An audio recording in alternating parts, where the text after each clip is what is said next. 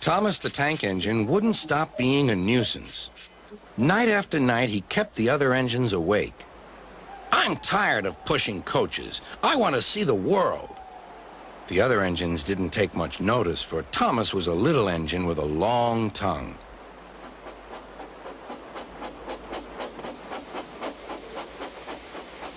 But one night, Edward came to the shed.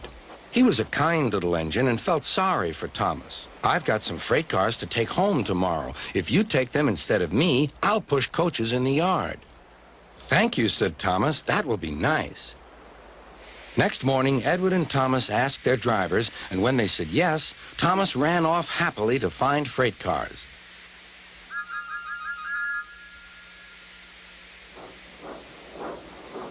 Now, the freight cars are silly and noisy. They talk a lot and don't attend to what they are doing. And I'm sorry to say, they play tricks on an engine who is not used to them.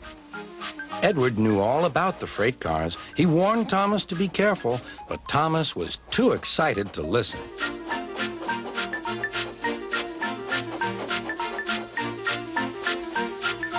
The shunter fastened the coupling, and when the signal dropped, Thomas was ready. The conductor blew his whistle. "Beep, beep," answered Thomas and started off. But the freight cars weren't ready. "Oh, oh," they screamed. "Wait, Thomas, wait." But Thomas wouldn't wait. Come on, he puffed. "All right, don't fuss. All right, don't fuss," grumbled the cars.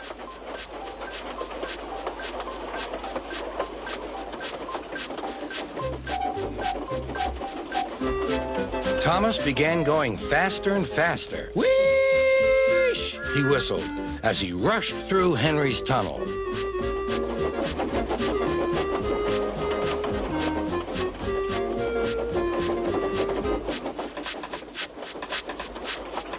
"Hurry, hurry," called Thomas. He was feeling very proud of himself. But the cars grew crosser and crosser. At last, Thomas slowed down as he came to Gordon's Hill.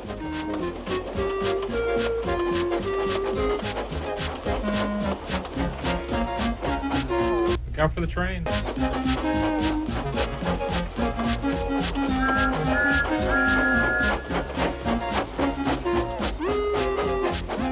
"Steady now, steady," warned the driver as they reached the top.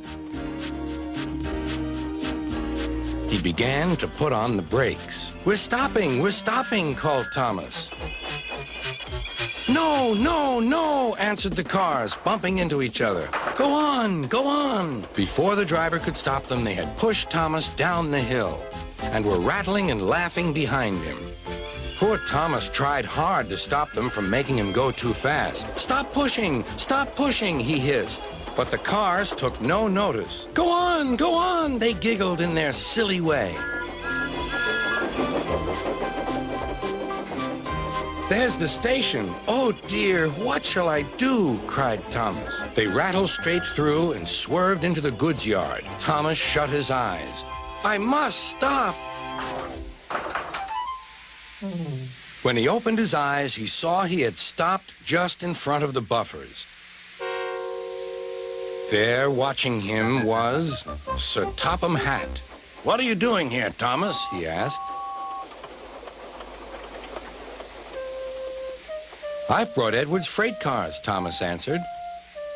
"Why did you come so fast?" "I didn't mean to. I was pushed," said Thomas. "You've got a lot to learn about freight cars, Thomas. After pushing them about here for a few weeks, you'll know almost as much about them as Edward. Then you'll be a really useful engine."